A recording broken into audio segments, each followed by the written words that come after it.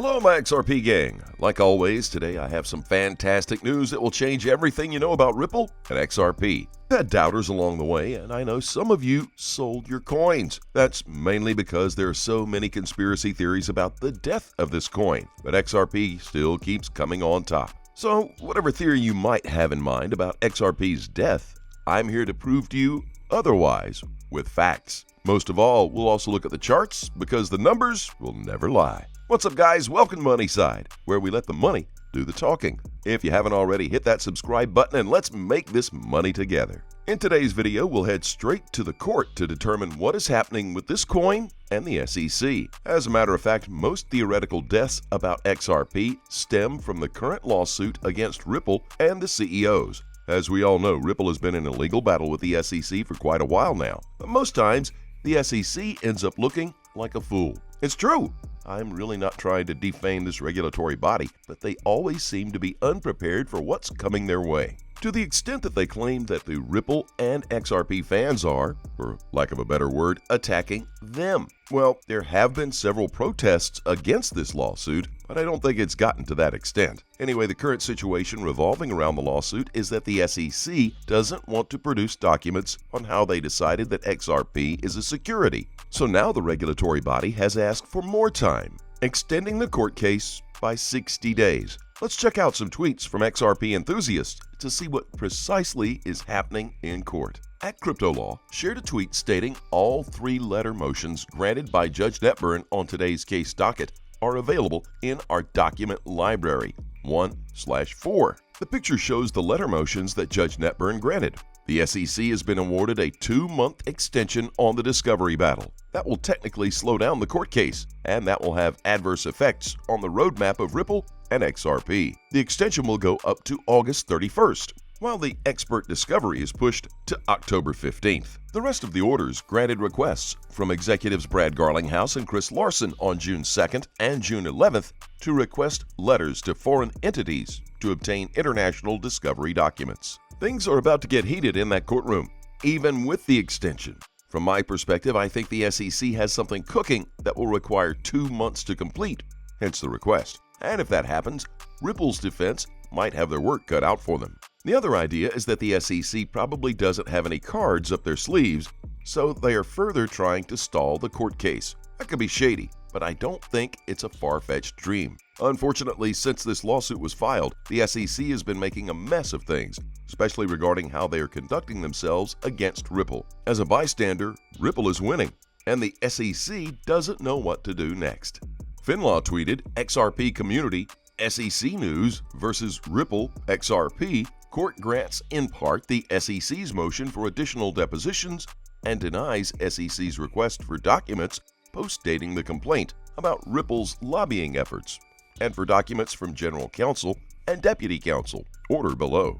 This is a good sign for the fair notice defense. Judge Netburn has made it clear to the SEC yet again that the focus of that defense is on the activities of the SEC and not on Ripple. That's a win for Ripple's defense team, so we'll continue to monitor how the proceedings will unfold. John Deaton also tweeted that the SEC now loses its argument that allowing XRP holders to intervene and participate would cause a delay. I also think that this being a pivotal case with potentially huge repercussions, the judge wants to be 100% sure she gets it right. In retrospect, it's probably a good thing for Ripple, as it will allow her time to gain a greater understanding of what the SEC is up to here. Attorney Jeremy Hogan is also one of the few lawyers following this case closely. In his recent tweet, Jeremy says, again, the SEC's decision to sue Garlinghouse and Larson bites them in the butt. That's the legal term. Ripple wants the SEC's own trading guidelines, and I would bet they do not say, don't trade XRP. Without the individual defendants, those documents are probably not relevant. We all know that the SEC has some hidden agenda, and this tweet helps us see that vividly. The SEC's trading guidelines probably suggest that this coin is safe to trade on. What keeps bugging me is that why did they go after this coin? It's 8 years since the discrepancy was discovered. So what kept them waiting all those years? And why now?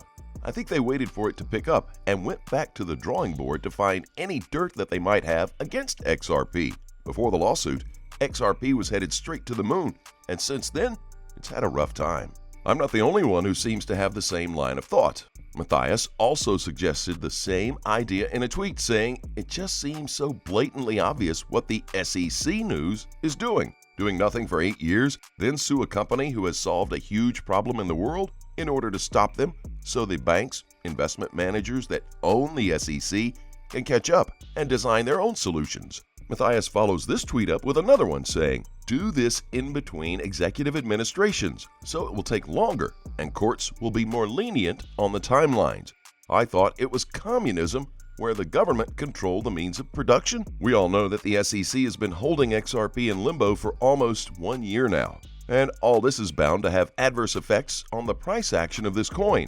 Thankfully, XRP is worldwide, and only a tiny percentage of this coin is traded in the US. Otherwise, if the crypto only relied on the US alone, it would have been in deep losses by now. The rest of the world is adopting XRP and Ripple into their markets, and the coin is doing reasonably well with all things considered. Unfortunately, Ripple has been dealing with some backlash from their partners, with most of them feeling skeptical about the company because of this lawsuit. But that hasn't stopped this phoenix from rising from the ashes and soaring even higher. We expect this coin to be among the top cryptos in the market in the next few months, even with the SEC lawsuit. One of the ways this company is dealing with the delays caused by the SEC is by launching an NFT support system on their platform. An article published in beingcrypto.com says Ripple's announced plan is aimed directly at minimizing these fees by integrating NFT marketplaces on its XRP ledger. The assimilation to XRP will give both buyers and sellers a more cost-effective and overall pleasant experience operating in the non-fungible token space. Another advantage of the planned integration is the green energy savings the XRP ledger is set to provide over proof-of-work blockchains that mint NFTs. The statement claims that because the XRPL uses a novel consensus process for validating transactions, it consumes negligible amounts of energy and is 120,000 times more efficient than proof-of-work networks. As a result, building on the XRP ledger provides developers a unique opportunity to run more sustainable NFT apps and marketplaces while eliminating a heavy burden for the planet. This move by Ripple is a huge step forward and a massive increase in efficacy for the process of minting and trading NFTs as far as the environment goes. Additionally, the company is also increasing its staff members in the wake of their CBDC ventures with several world banks. Yep, that's right. World central banks have already adopted the RippleNet framework into their systems to ensure fast and affordable cross-border transactions that will spearhead the launch of CBDCs. Ripple is working tooth and nail to ensure that XRP is the bridge currency between the crypto and the fiat world. But the crypto faces opposition from every corner, even though its objectives and mission are noble and will, without a doubt, forge a brighter future for the crypto world. Most cryptos are designed to wipe out the fiat world, which will reduce the government's influence on the economic field. That's obviously something the governments will fight, and it could slow down the adoption of cryptocurrencies. And that's where XRP comes in.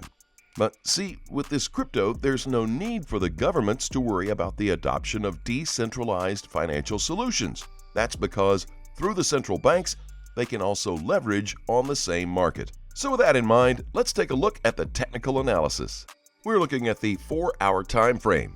Ripple dealt with massive bearish calls last week amid the drop from levels slightly above $1. Many analysts believe that the cross-border money transfer token headed for a significant dive to the support in May at 65 cents and perhaps extend the down leg to 50 cents.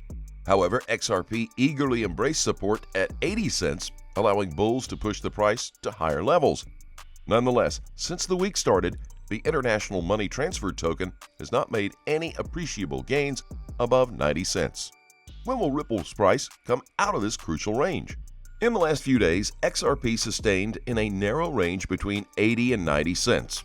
The immediate downside sits on top of the 50 simple moving average, so SMA support on the 4-hour chart. As long as this support is intact, bulls will focus on gains above 90 cents and towards $1. On the other hand, closing the day under this same level may see XRP testing the lower range limit at 80 cents. MACD indicator current levels at the 0 line.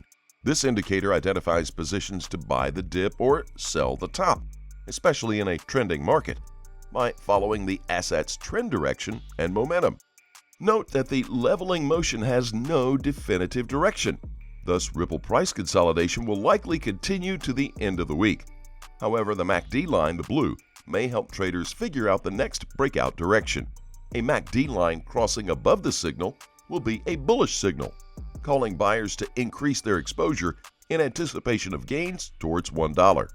On the flip side, the MACD line crossing beneath the signal line would imply that losses would take precedence. Apart from 80 cents, other key anchor zones are 70 cents, 65, and 50 cents. Trade safely, guys. Please keep in mind we're not a licensed financial advisor. All videos on this channel are intended for entertainment purposes only. Tell us what you think in the comments section below and let's have a conversation. As always, I thank you very much for watching. Don't forget to like this video and to click on the subscribe button. Turn on notifications so you get informed whenever we post our amazing content.